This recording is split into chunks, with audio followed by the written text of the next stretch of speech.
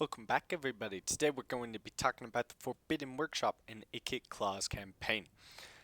We're going to give you a rough idea about how this weird little Skaven mechanic works and where you should be using your warp fuel and food for the best effects on the campaign. So right now I haven't done any upgrades yet or built any Doom Rockets in this campaign. It's about turn 22, just easy mode. And we're going to be showing you what you should put your first couple of warp fuels in so that you get a great campaign. So, there's a lot of stuff in the Forbidden Workshop. So first we need to explain what this thing does. So there are three different unit types that you can upgrade. You have Doom Flayers, which are a great anti-infantry sort of like chariot sort of thing. And you can upgrade a whole bunch of either their stats or give abilities to characters or reduce the spell Scorches, Winds of Magic cost, and do a whole bunch of other things for characters on Doomflayer mounts. Then there are Doom Wheels. These are kind of like Doom Flayers, but there's only one of them, and they've got these nasty little guns on them that can do a whole bunch of damage, especially when you buy certain upgrades with them. You can buy a specific upgrade that gives you a negative cooldown to Warp Lightning, which doesn't need a cooldown, but we might get that cooldown.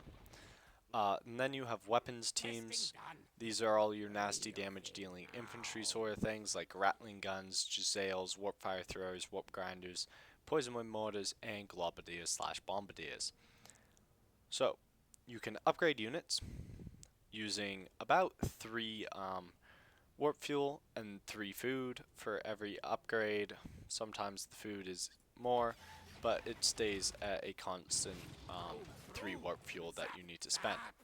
Then you have Doom Rockets that you can build, which can be used on the battlefield for devastating effects. They are literal nukes.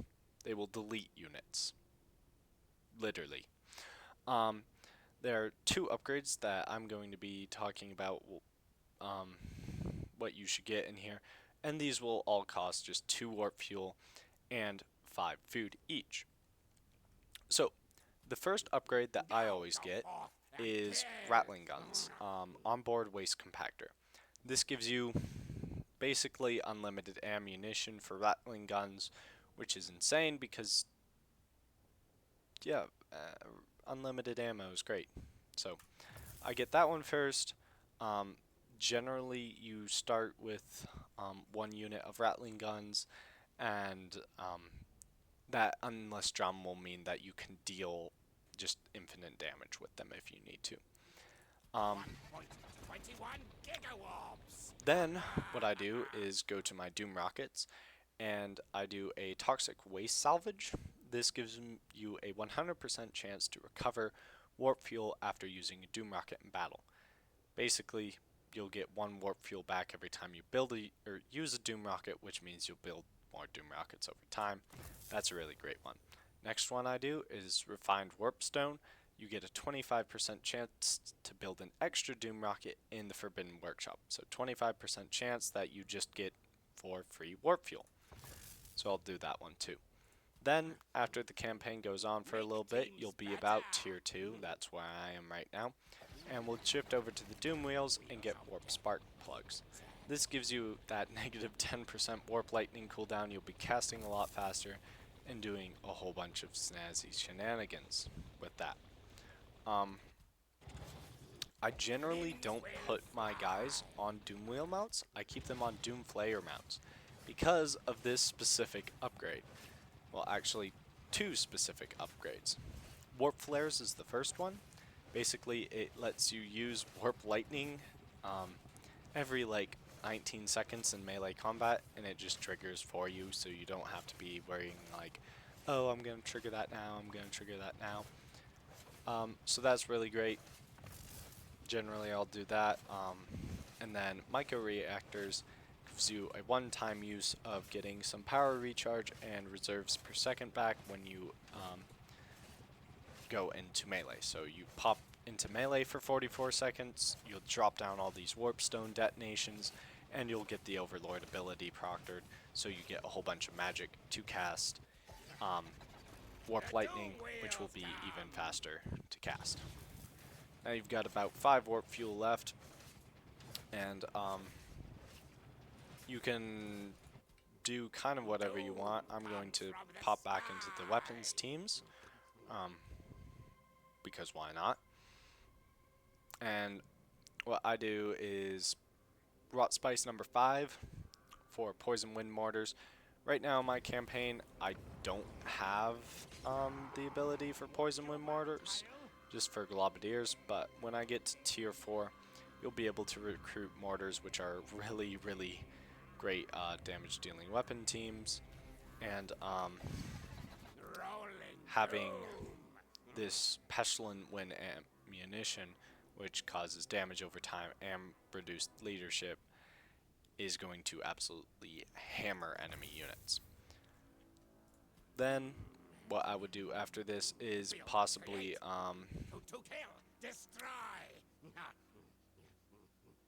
getting the chance of winds of magic increasing, strength and changing possibly. Really the rest of these 2 upgrades for Doom Rockets aren't necessary. Like, they're cool. Increasing storage limit, not necessary. You're never gonna need to need more than 5. Casualty replenishment rate is cool, but you're not using a Doom Rocket like every battle, and it's a silly idea to use a Doom Rocket to proctor this.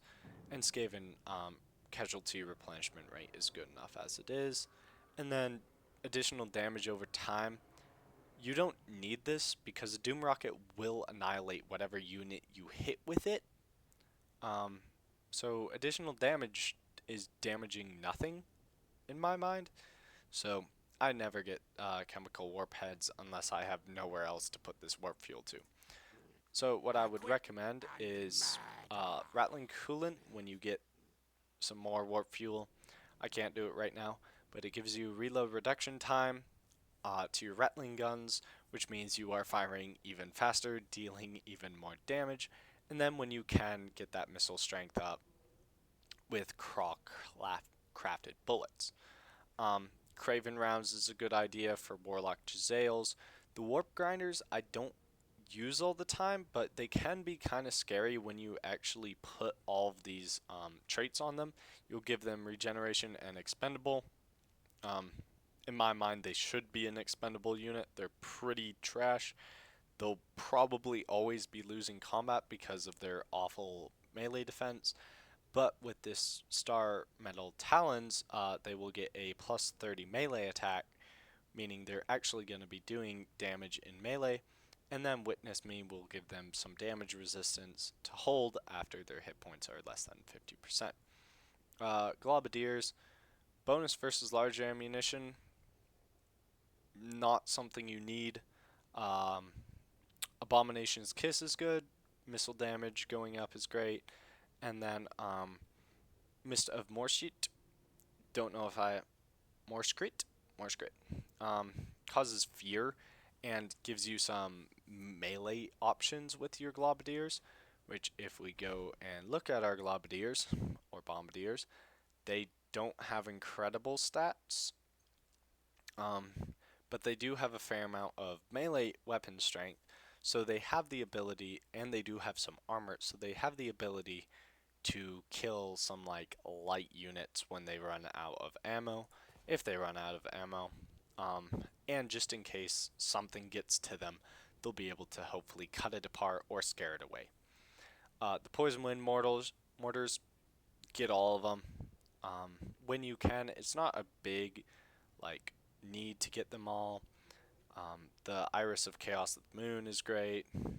Iris of the Chaos Moon is great. Because it gives you plus 12% range for your Poison Wind Mortar units, which means these guys, which have a range of about 250 basic, is going to be doing a lot more damage and just being able to get shots off on like archers before they get into shooting range of you normally. So you'll get another volley off about And then that reload reduction time just makes sure you're doing the damage faster so they don't reach you. These warp fire throwers, I don't love warp fire throwers. Um, Simply because they get outclassed by things like the globadiers, bombardiers, and poison wind mortars. They have basically no range, but they have so much damage that it's sometimes like good enough to get gout blasters, and maybe motorized pumps if you want to. That gives them increased range and anti-large for your warp fire throwers, which is pretty good. Increased range is always great. I'm not exactly sure how much range it is, but definitely if you are going to have any warp fire throwers in your army, get those motorized pumps because they need that extra range. The Jizzails don't need anything besides the Craven rounds for extra armor piercing damage and range. Hawkish Precision is good, but it's only good if there's no enemies in 70 meters of you. So that's just going to be like the first 2 volleys maybe. In terms of your Doom Wheels, um, getting extra speed and charge bonus on them is good. Getting extra melee defense on them is good, and Strider, meaning you can go through trees and whatnot. Um, Double shot is a basically must because it almost doubles how much damage your missiles will do. Um, and then all of the other ones aren't very necessary. Doom Flares, extra speed is great. Vanguard deployment is great. The bonus versus infantry and charge bonus is great. Um, Melee attack and damage is great. Just kind of get these ones when you can. If you want to get the deployable skewer blades, that one's alright. It just gives extra leadership to the guys around you and to you, which Skaven need leadership. Don't get decomposing decoys unless it's like the last thing that you can get and you're just bored, because stock isn't that necessary for Doom Flayers. They're fast enough. Ward save is great, melee defense is great, and then Blade Swirl gives them Sunder armor and missile resistance when they're in melee. And those are all great. Last thing I want to cover in this Forbidden Workshop is this little bar down here. So as you progress and drop upgrades into your weapon teams, Doom Wheels, or Doom Flayers, you will get special items and then special units that you can recruit, similar to Regiments of the Renown. So we're going to go over which ones are good, which ones are bad. So good, Alloy Shield. This one gives you a 360-degree missile block, and some missile resistance along with a missile block of 20%.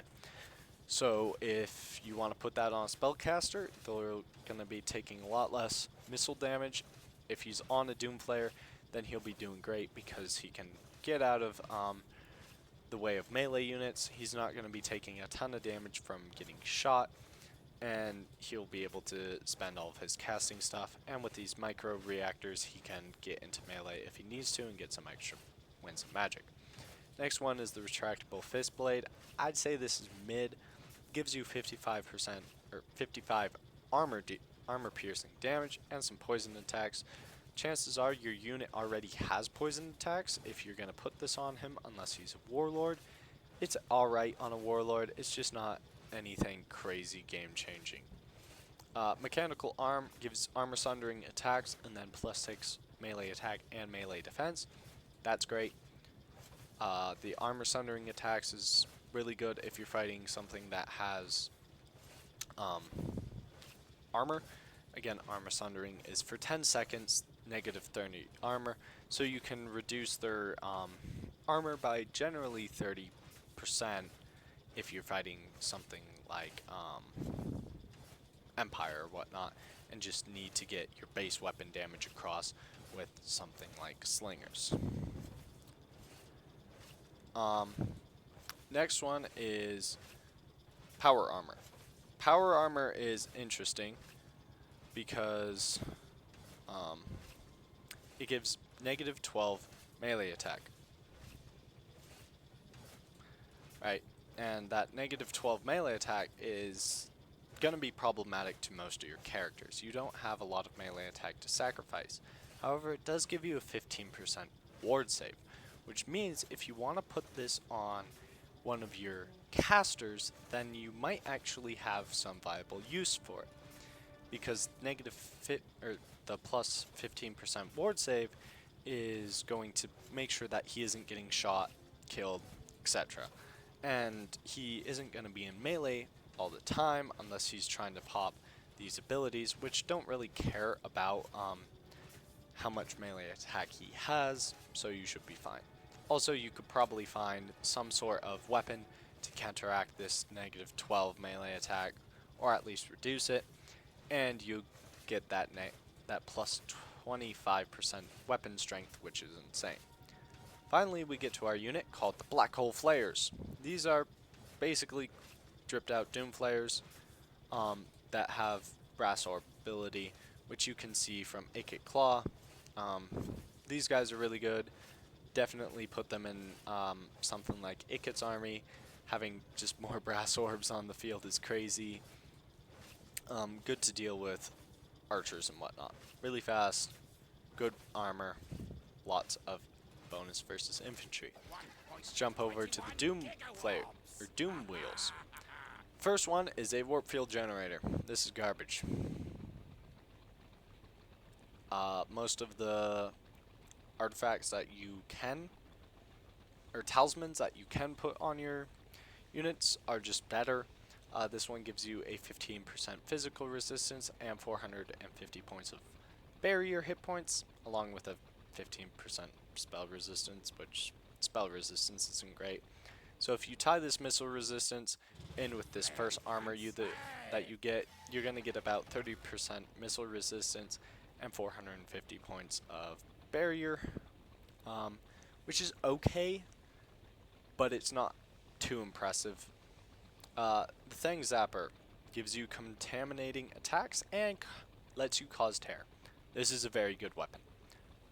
Definitely use this weapon. It's almost worth dropping the 1, 2, 3, 4 upgrades to go and get it. Contaminating attacks means leadership penalty of, I think, 8. And then Terror will also cause a negative 8 leadership penalty, so that's negative 16 leadership that you're causing on a unit after hitting them. Unless that unit, of course, is immune to Terror or mind-affecting effects. But nonetheless, this is a great weapon to have if you need to rout something off the battlefield. Just go charge it with whoever wields this weapon. Then we get some really cool special magical items. The modulated Doom Wheel assembly kit lets us recruit Doom Flayers, or Doom Wheels, for 20% less. Recruit them in a shorter amount of time, reducing it by 1 turn for both, no, just for Doom Wheels. And then you get +2 recruit rank for Doom Wheels and Doom Flayers, which is really good. So this one, pop it on Lord when he needs to recruit him, and then take it off when you don't need to. Pop something else on him, probably this Warp Lightning Battery, and you'll be doing great. Warp Lightning Battery is one of the funniest magical items that I know. It reduces the cost of Warp Lightning by 2, and reduces the magic cost of Warp Lightning upgraded by 3. So basically you're casting Warp Lightning for about 3 winds of magic. Tie that in with the Warp Spark plugs that you already should have. And yeah, you'll be casting this about every 25 seconds for about, what is it, 4 winds of magic? 4 winds of magic. And then you have a negative 40% base miscast chance. You always love that. So you can always just Warp Lightning upgrade it, and you're gonna be doing insane.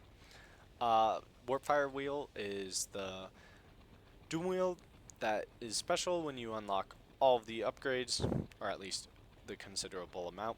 It does um, lots of really fancy stuff, just like a Doom Wheel, but it also has regeneration, which makes it a really good Doom Wheel to have, because that regeneration means that when you drop a whole bunch of health, you'll be able to gain it back and you'll be fine.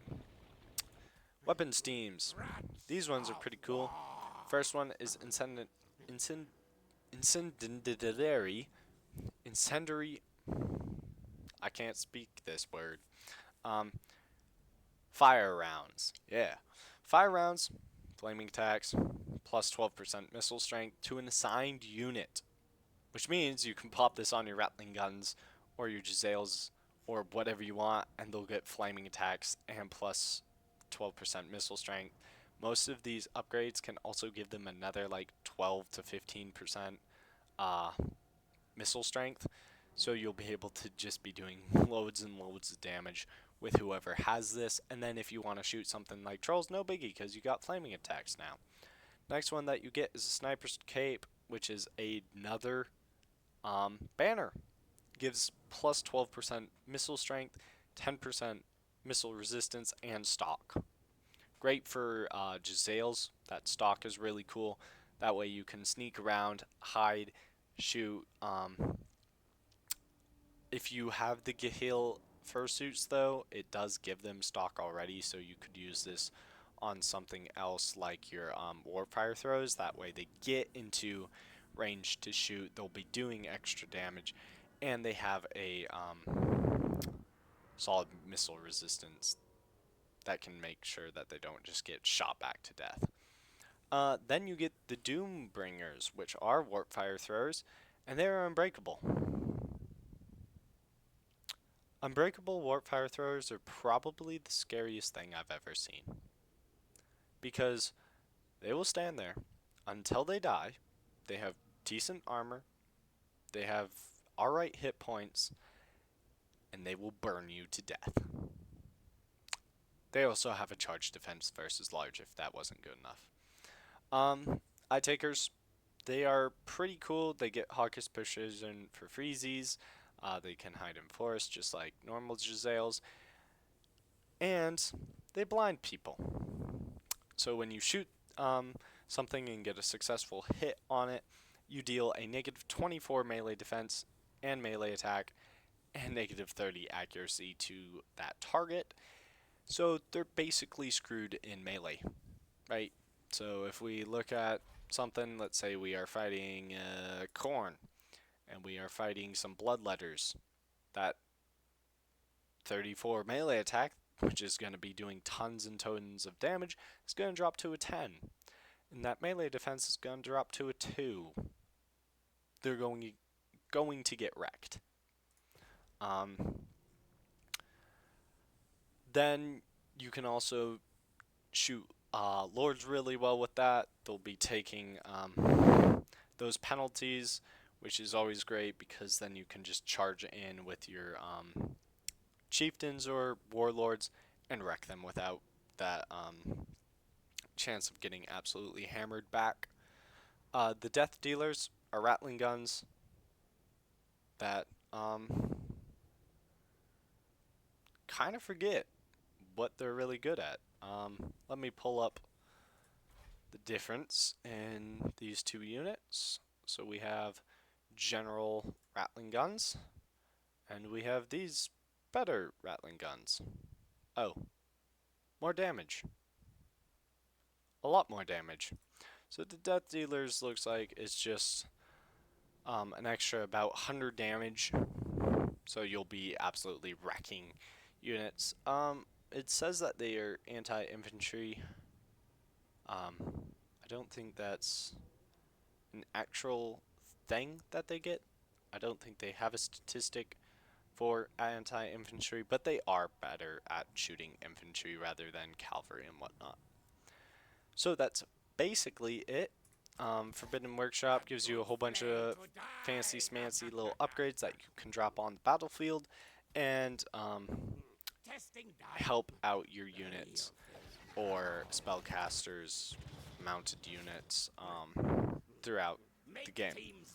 And this will also give you a whole bunch of special items that you can use. Drop those on your characters if you want.